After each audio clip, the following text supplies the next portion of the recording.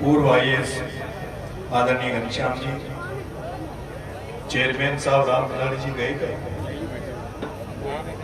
Chairman साहब राम खिलाड़ी जी, सुंदरी के सरपंच साहब, सभी पंच पटेलों, माताओं, युवा साथियों,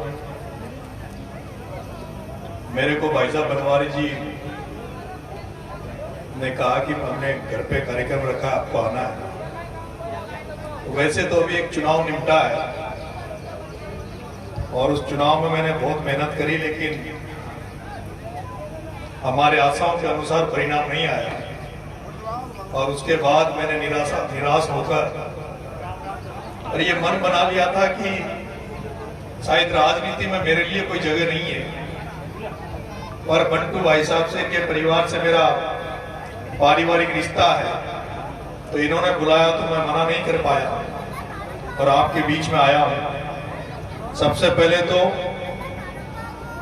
जो आदरणीय मैनेजर साहब परिवार ने जो पूर्वजों की याद में जो स्मृति के रूप में जो मूर्ति लगाई है, आज वो जहां कहीं भी हमारे पूर्वज होंगे हम सबको आशीर्वाद दे रहे होंगे। अभी यहां बैठा था तो बार बार कह रहे थे कि कुछ तो बोलना पड़ेगा।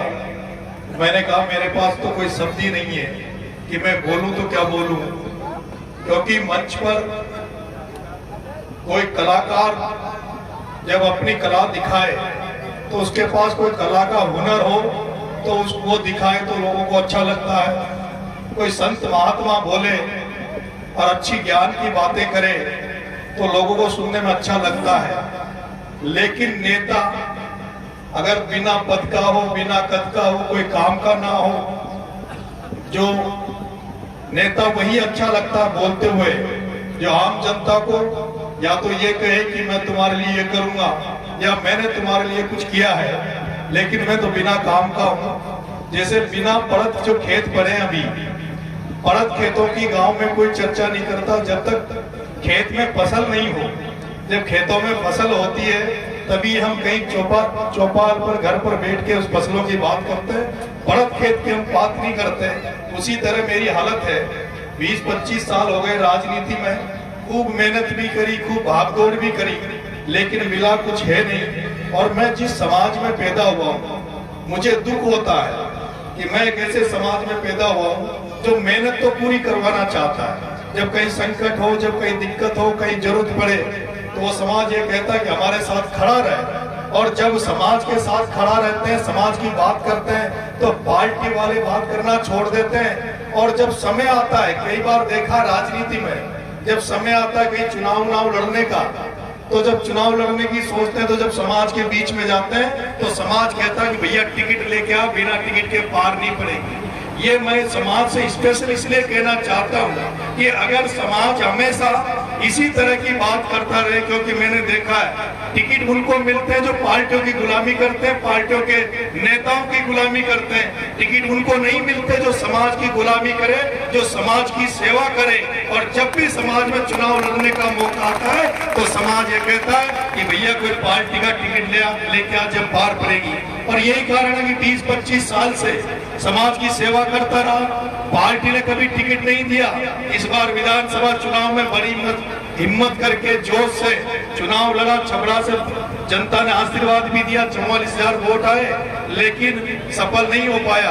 और अब इतनी ताकत शरीर में ताकत है, लेकिन आप सब जानते हो कि राजनीति में सक्सेस होने के लिए, राजनीति में आगे बढ़ने के लिए पैसा बहुत जरूरी है। अगर 12 से चल के आपके कार्यक्रम में भी आया हूँ तो 4-5 हजार रुपए का तो चुना लगी गया। और रोज जिस तरह से भगवान की दया से, आपके आशीर्वाद से जितना लंबा चौड़ा मैंने व्यवहार कमाया, रिश्ते बनाए, उसमें अगर मैं रिश्तों को निभाऊं, व्यवहार को निभाऊं और सब जगह अगर जाऊं तो रोज का 5-10 हजार का खर्चा होता है, जो अब कैपेसिटी बची नहीं। और मैं ऐसी समाज सेवा नहीं करना चाहता जो मेरे बच्चे भूखे मरे, मेरे बच्चे पढ़ाई नहीं कर सके और मैं दूसरों की सेवा करूं, क्योंकि मैं एक पटेल के घर में पैदा हुआ हूं। और मैंने राजनीति इस तरह से नजदीकी से देखी है। अगर आपके घर में तंत्र है, आपके बच्चों को पढ़ा लिखा कर आपने दिशा दे दी, घर को मजबूत रखा, तो दुनिया आपकी इज्जत करेगी। और अगर आपके घर वाले भूखे मर रहे हैं, घर में कपड़े पहनने के नहीं है और दूसरों की समाज सेवा करते फिरो, तो लोग कहते हैं कि उसके घर में खाने के तो अन्न नहीं है, दूसरों की समाज सेवा कर रहा है। ऐसे में मैं इस राजनीति से निराश हो चुका हूँ, होपलेस हो चुका हूँ, और मैं समाज से निवेदन करने आया हूँ, समाज से निवेदन करता हूँ सब लोगों को साथ लेके चलो। लेकिन मीणा समाज से मैं निवेदन कर रहा हूँ, आज सभी समाजों में बड़े बड़े नेता हो गए, बड़े बड़े टिकट देने वाले हो गए, लेकिन मीणा समाज इतना बड़ा समाज होने के बाद भी आज राजनीति में हमारे पास कोई देने वाला नहीं बना।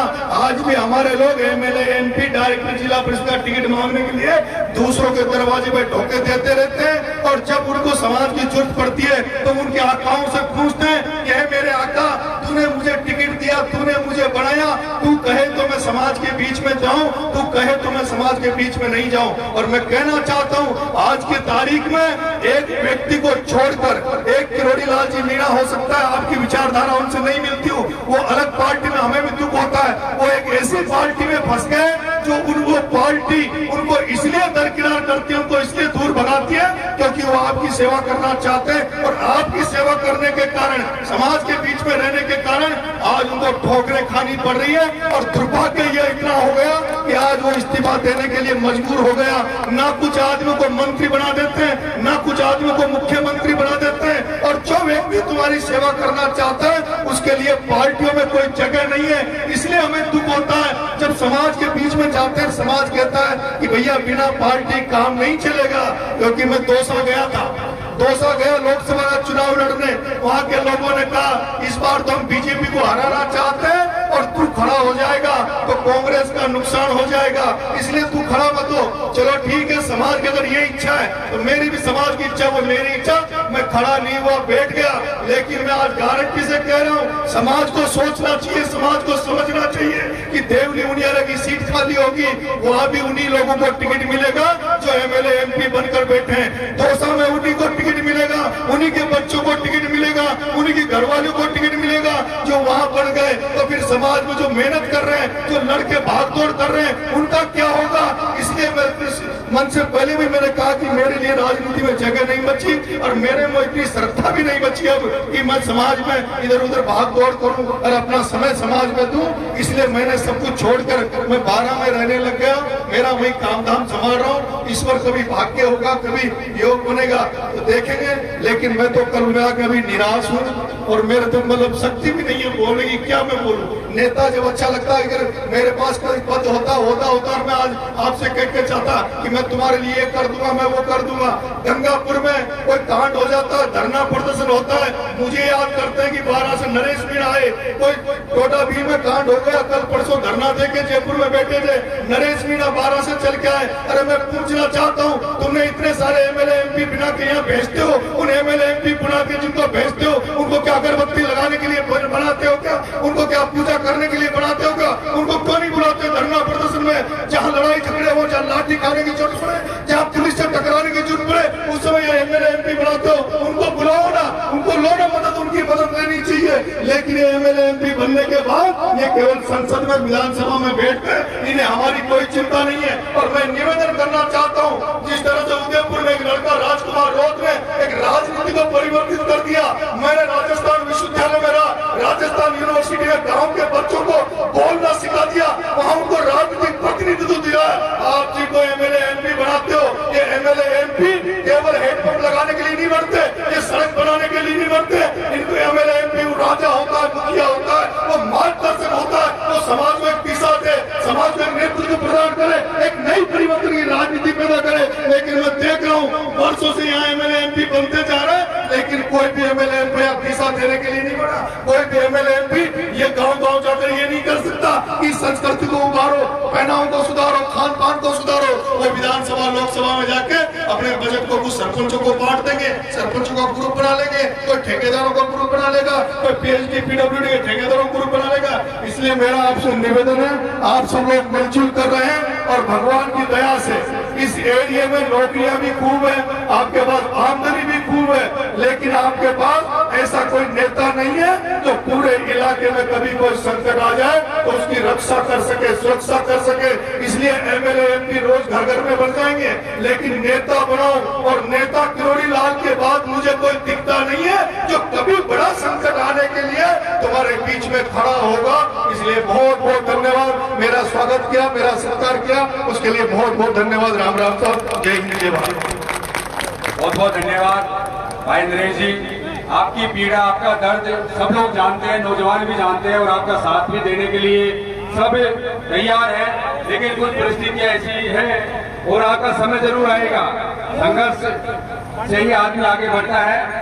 राजकुमार रोड भी संघर्ष करके आगे बढ़ा है, आप भी आगे बढ़ते रहो, निराश मत हो, सब युवा आपके साथ है। चलो फिर इसी के साथ भाई नरेश जी अपने 12 के लिए प्रदान कर रहे हैं, और हमारे सुंदरी की कन्हैया पार्टी से निवेदन है कि अपना कार्यक्रम को कंटिन्यू रखें। बहुत ही अच्छा सुंदरी की तरफ से प्रस्तुत किया जा रहा है कार्यक्रम।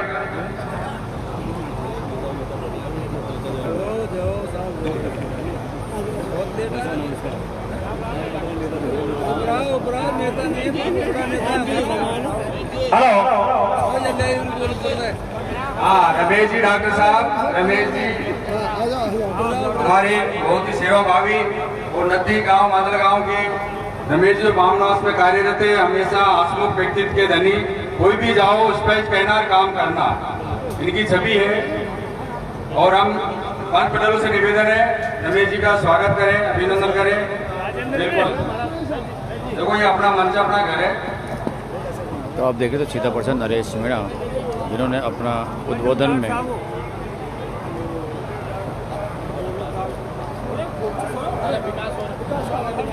विकास, डॉक्टर विकास जी जहाँ कहीं भी हो मंच पे है, आ जाओ, नहीं उठ रही है क्या? आ जाओ, आपका भी स्वागत है।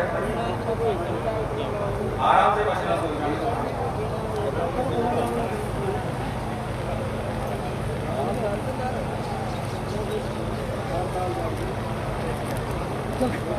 चलो